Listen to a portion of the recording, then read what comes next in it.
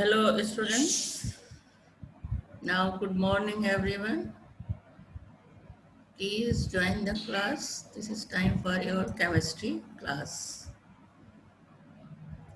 Redox reaction chapter तुम लोगों का चल रहा है जिसमें आज लास्ट लेक्चर है, लास्ट टॉपिक है क्लास का। तो इसके बाद इस चैप्टर को अच्छे से तुम लोग तैयार करना क्योंकि काफ़ी इम्पोर्टेंट चैप्टर है और हर एग्ज़ाम में इससे क्वेश्चन ज़रूर आते हैं। Now join immediately.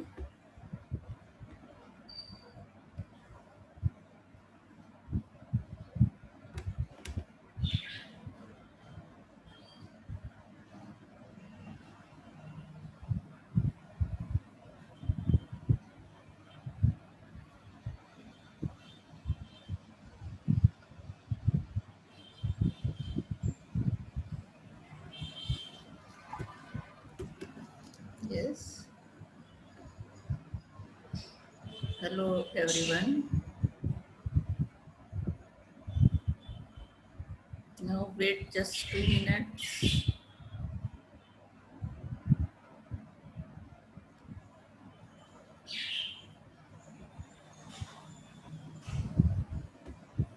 Redox reaction chapter में आज लास्ट लेक्चर है जिसमें तुम लोगों को आज पढ़ना है ऑक्सीडाइजिंग और रिड्यूसिंग एजेंट के बारे में। पिछले क्लास में जो है कुछ रिएक्शन बैलेंस करना बताया था जिसमें से कुछ बाकी रहे, एक दो और एग्जाम्पल रह गए थे। तो इसको आज हम लोग देख लेते हैं किस तरह से बैलेंस करना है। एक एग्जाम्पल ये रह गया था ऑक्सीडेशन नंबर मेथड से PbSO4 H2O2 PbSO4 plus H2O reaction दिया है, इसको हम किस तरह से बैलेंस करेंगे।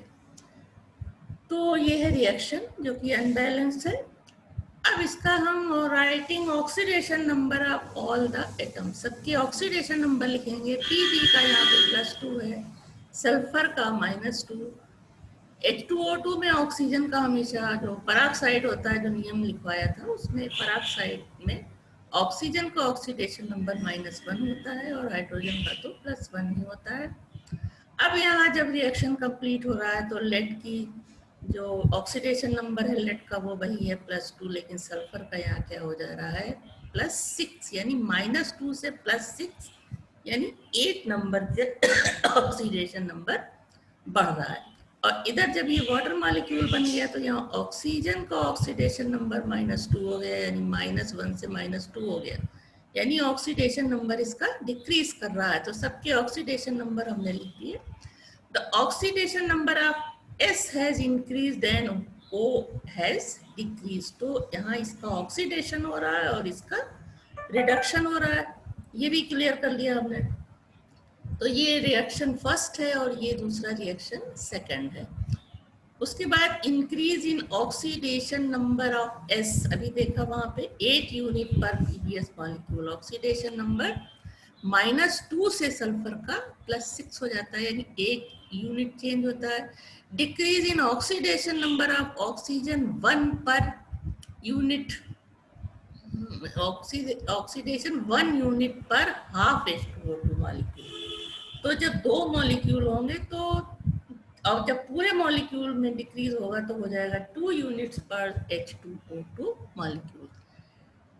Now multiply equation second by 4 as to make increase and decrease, दोनों साइड से हमको ऑक्सीजन, हाइड्रोजन और इंक्रीज और डिक्रीज ऑक्सीडेशन नंबर बराबर करने के लिए 4 से मल्टीप्लाई किया। तो ये बैलेंस रिएक्शन क्या हो जाएगा, PbS + 4H2O2, ये हो जाएगा PbSO4 + 4H2O। Now another example, balance the following equation by oxidation number method. The reaction is Zn plus HNO3, ZnNO3 whole twice and zinc nitrate, NH4 ammonium nitrate plus H2O, ये बन रहा है। Writing oxidation number of all the atoms. Zinc यहाँ पे 0 होगा, atom है zinc. फिर HNO3 में +1, नाइट्रोजन का यहाँ है +5 और यहाँ ऑक्सीजन का -2। जिंक का यहाँ पे +2 हो गया, जिंक नाइट्रेट होल ट्वाइस है यहाँ पे, तो ये जिंक Zn2+, तो ऑक्सीडेशन नंबर 0 से +2 बढ़ गया जिंक का। और नाइट्रोजन का उतना ही है +5, ऑक्सीजन का -2 यानी उतना ही है, ये कोई चेंज नहीं। इधर अमोनियम नाइट्रेट में नाइट्रोजन का -3 हो गया, यानी यहाँ से +5 से नाइट्रोजन का ऑक्सीडेशन नंबर हो गया -3, तो क्या हुआ, ये डिक्रीज हो गया। बाकी हाइड्रोजन का उतना ही है, यहाँ इस नाइट्रोजन का जो नाइट्रेट के साथ है +5 है, -2 है, इधर भी +1 -2 है, तो दो जगह ऑक्सीडेशन नंबर में चेंज आया। जिंक से जिंक नाइट्रेट बना तो 0 से ऑक्सीडेशन नंबर +2 हो गया, यानी इंक्रीज हो रहा है, तो ये रिएक्शन क्या है, ऑक्सीडेशन है। HNO3 से NH4NO3 बना, नाइट्रोजन का ऑक्सीडेशन नंबर यहाँ +5 था या -3, यानी कि ये 8 यूनिट कम हो गया ऑक्सीडेशन नंबर, तो इसका क्या हो रहा है, रिडक्शन हो रहा है। Increase in oxidation number of zinc 2 unit पर Zn atom and decrease in oxidation number of nitrogen 8 units पर HNO3 molecule. Now equation first should be multiplied by the 4. First reaction को हमने 4 से मल्टीप्लाई किया ताकि यहाँ पे जिंक जो है वो बैलेंस हो जाए। ये हो गया 4Zn + 4ZnNO3। अब दोनों रिएक्शन को हमने जोड़ दिया तो ये रिएक्शन हो गया 4Zn + HNO3, 4ZnNO3 + NH4NO3 to balance nitrogen. अब नाइट्रोजन दोनों साइड हमें बैलेंस करना है, इधर काउंट करोगे कि कितना नाइट्रोजन इधर है और कितना इधर है।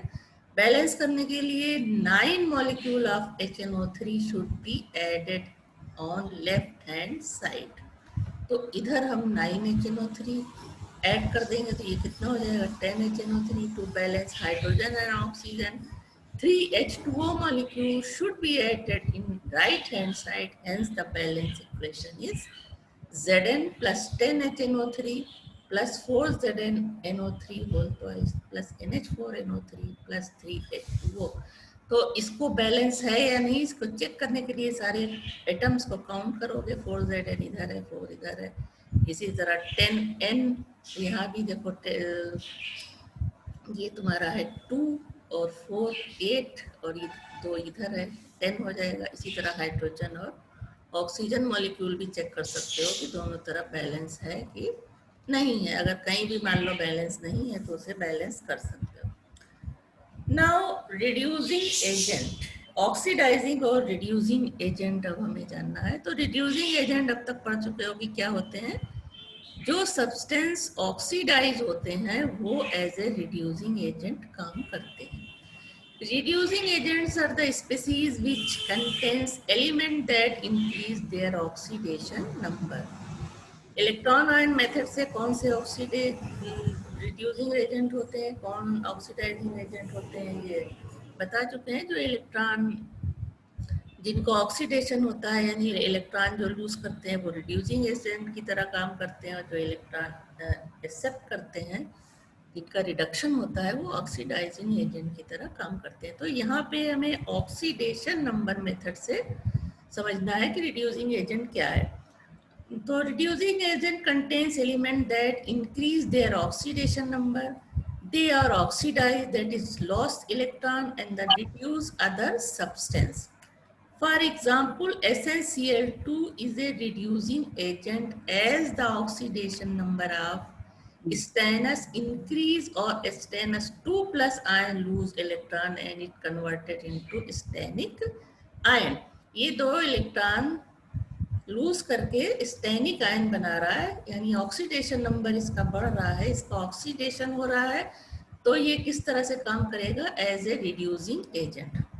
Some of the prominent reducing agents are ferrous sulfate, FeSO4 7H2O, ferrous ammonium sulfate, that is called Mohr salt, FeSO4 NH4 whole twice SO4.6H2O। important फार्मूले हैं, सब याद होने चाहिए।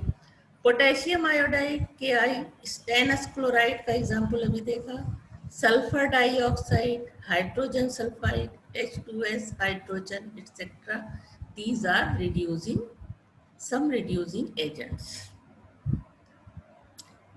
नाउ ऑटो ऑक्सीडेशन के बाद हम बताएंगे कि ऑक्सीडाइजिंग एजेंट क्या होते हैं.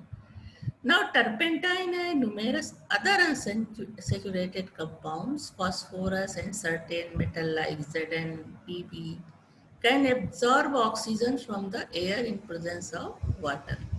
The water is oxidized to hydrogen peroxide. The phenomenon of formation of H2O2 by oxidation of H2O is known as octooxidation. The substance such as turpentine or phosphorus or lead which can activate the oxygen is called activator. The activator is supposed to first combine with oxygen to form an addition compound which act as an autooxidator and reacts with water or some other acceptor so as to oxidize the latter. Activator है lead, जो air की oxygen को activate बंद कराता है, और lead oxide auto ऑक्सीडेटर बनता है, और ये वाटर से रिएक्शन करके, जो कि एक्सेप्टर का काम करता है, वाटर से ये ऑटो ऑक्सीडेटर जो है ये वाटर से रिएक्शन करके क्या बनाता है, हाइड्रोजन पेरोक्साइड. तो ये रिएक्शन क्या कहलाता है, ऑटो ऑक्सीडेशन. उसके बाद हम आते हैं ऑक्सीडाइजिंग एजेंट. इसके बाद इससे पहले हमने रिड्यूसिंग एजेंट को जाना. तो ऑक्सीडाइजिंग एजेंट कौन से होते हैं जो कि रिड्यूस होते हैं, वो ऑक्सीडाइजिंग एजेंट कहलाते हैं. Oxidising agents are the species which contains element that decrease their oxidation number or reduce and oxidise other substances. For example, ferric chloride is an oxidizing agent as it has an element iron whose oxidation number decrease from +3 to +2 or it is reduced from ferric sulfate. तो ferric ion एक electron accept करके reduce हो जाता है ferrous ion में. तो ये जो कि खुद रिड्यूस हो रहा है, तो अगले जो भी इसके साथ रिएक्शन कर रहा है उसको ऑक्सीडाइज करेगा. तो ferric ion act as oxidizing agent. Some of prominent oxidation agents are here. कुछ का हमने एग्जाम्पल दिया है. इसमें सबसे ज़्यादा इम्पोर्टेंट ऑक्सीडाइजेशन एजेंट है पोटेशियम परमैंगनेट KMnO4. इसका बहुत यूज होता है, लैब में भी तुम्हें देखने को मिलेगा, प्रैक्टिकल करने को मिलेगा. Now it is a powerful oxidizing agent. It acts as an oxidizing agent in 3 media. First acidic, second alkaline, and neutral. The solution of potassium permanganate in water has deep pink color.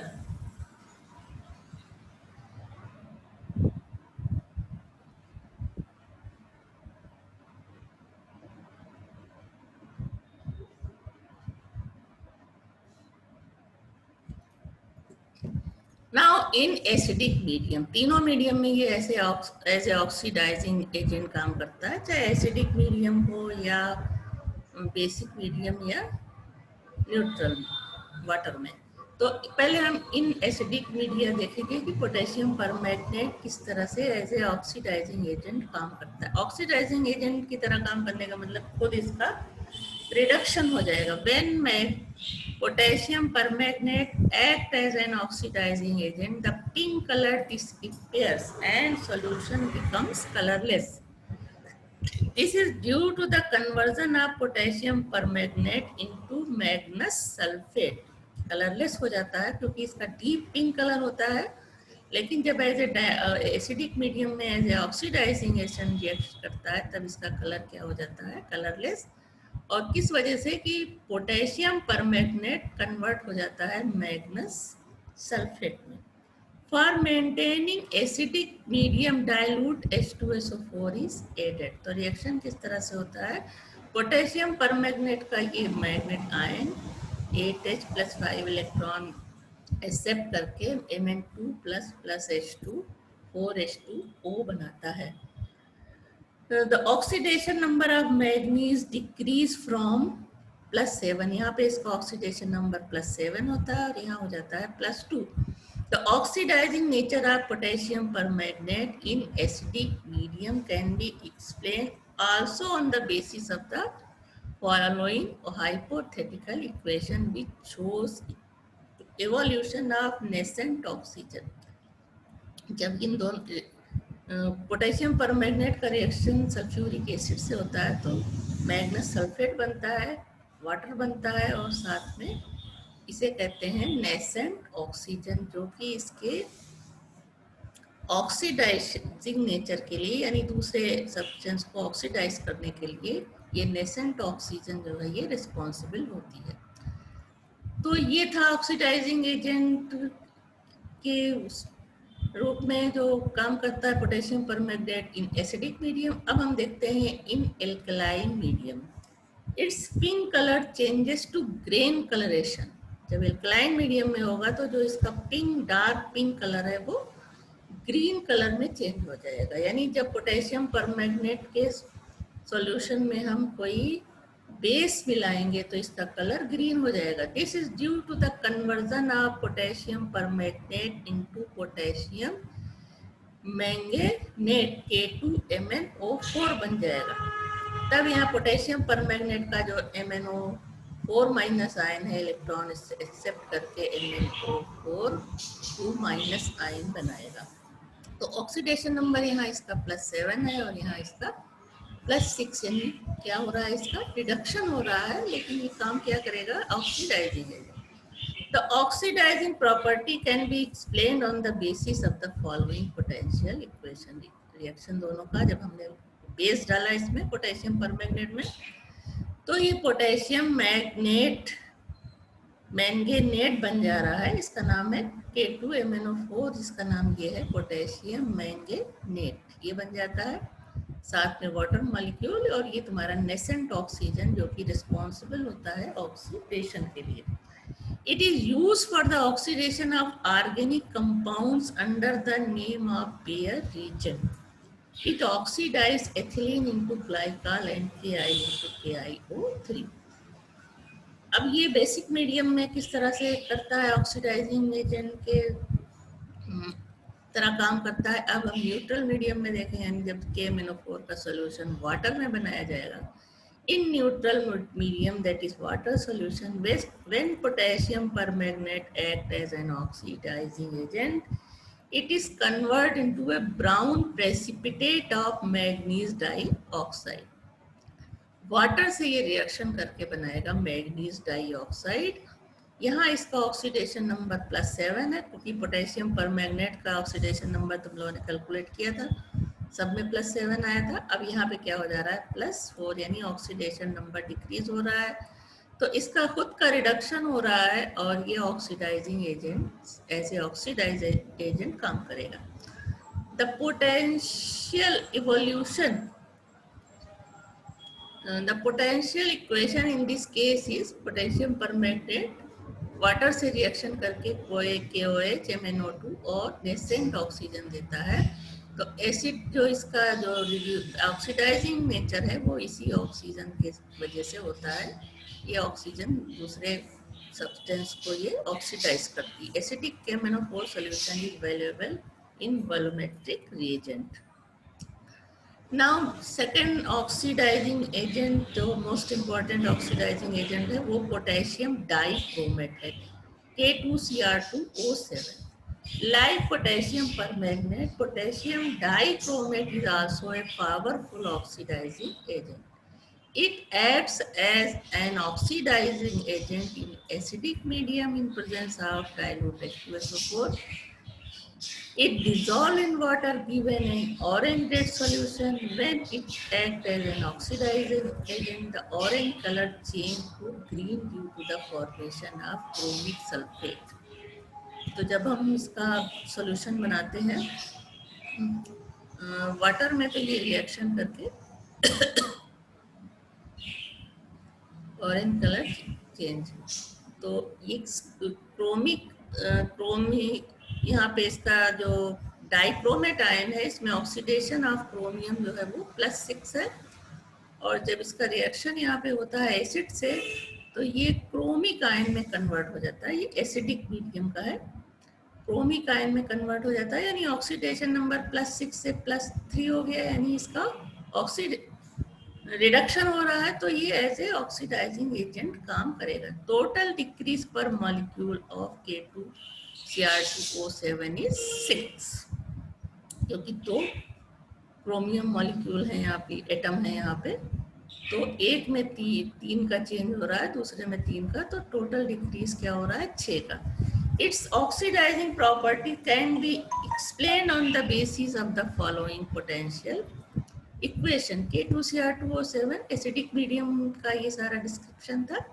4H2SO4 के साथ जब ये oxidising agent की तरह काम करेगा तो reaction इस तरह से होगा, क्रोमिक सल्फेट बनेगा, पोटेशियम सल्फेट, वाटर और साथ में nascent oxygen which is responsible for the oxidation. Now other oxidising agent is chlorine, bromine and iodine. These act as an oxidizing agent. The oxidizing nature decrease from chlorine to iodine. Chlorine is a powerful oxidizing agent as it accepts electrons radially. यानी इसमें अगर chlorine है तो ये सबसे powerful oxidising agent की तरह काम करेगा।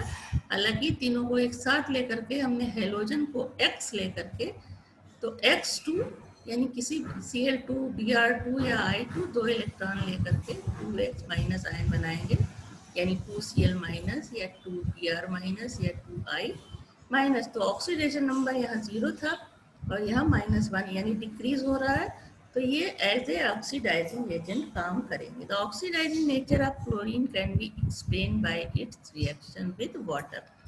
वाटर से रिएक्शन करके ये नेसेंट ऑक्सीजन देता है जो रिस्पॉन्सिबल फॉर द ऑक्सीडेशन होता है। It oxidise ferrous salt to ferric salt, sulphides and thiosulphate to sulphate, H2S2S and Ki to I2 etc. Halogens with strong alkalis act as both an oxidizing and reducing agent. Dilute NaOH के साथ halogen reaction करके बनाता है NaS, NaXO and H2O, and concentrate NaOH के साथ जब गर्म किया जाता है तब ये बनाता है 5NaX, NaXO3, यानी या Cl होगा या I होगा या Br होगा +3H2O. An important reaction between iodine and sodium thiosulfate form the basis of iodometric and iodometric titration. Sodium thiosulphate से रिएक्शन करके ये सोडियम टेट्राथायोलेट बनाता है। Other important oxidisation agents are potassium iodate KiO3, ये electron accept करके इसका oxidation number यहाँ change हो रहा है, +5 से -1 डिक्रीज हो रहा है, तो ये एज ए ऑक्सीडाइजिंग एजेंट काम करेगा। इसी तरह नाइट्रिक एसिड भी एक स्ट्रॉन्ग ऑक्सीडाइजिंग एजेंट है, इसका नाइट्रेट आयन रिएक्शन करता है, देता है, तो ये 6 इलेक्ट्रॉन एक्सेप्ट करके नाइट्रोजन डाइऑक्साइड +H2O बना रहा है। यहाँ इसका ऑक्सीडेशन नंबर +5 है, यहाँ +4, यानी ऑक्सीडेशन नंबर में डिक्रीज हो रहा है, जिससे ये कैसे करेगा एज ए ऑक्सीडाइजिंग एजेंट। इसी तरह से डाइल्यूट HNO3 भी उसी तरह से एज ए ऑक्सीडाइजिंग एजेंट काम करता है। Now hydrogen peroxide, very strong oxidising agent hydrogen peroxide, और बहुत ही इंपॉर्टेंट है। ये एसिडिक मीडियम में रिएक्शन करके वाटर बनाता है। यहाँ इसका ऑक्सीडेशन नंबर होता है और इसका तुम्हारा ऑक्सीजन का -1 और यहाँ हो जाता है -2, यानी कि ऑक्सीडेशन नंबर डिक्रीज कर रहा है, तो ये एज ए ऑक्सीडाइजिंग एजेंट काम करेगा क्योंकि खुद इसका रिडक्शन हो रहा है। इसी तरह मैग्नीज डाइऑक्साइड है, यहाँ भी देखो मैग्नीज डाइऑक्साइड एसिड से रिएक्शन करके इसका ऑक्सीडेशन नंबर +4 से +2 हो रहा है, यानी ऑक्सीडेशन नंबर डिक्रीज कर रहा है, तो ये act as a oxidising agent. तो ऑक्सीडाइजिंग सब्सटेंस क्या है और रिड्यूसिंग सब्सटेंस क्या है, ऑटो ऑक्सीडेशन क्या है, ये सारी चीज़ें इसमें पढ़ा। जो यही चीज़ें लास्ट थी तुम्हारे चैप्टर की। तो अब क्या है कि तुम्हारा ऑक्सीडेशन रिडक्शन चैप्टर या रिडॉक्स रिएक्शन का जो चैप्टर है वो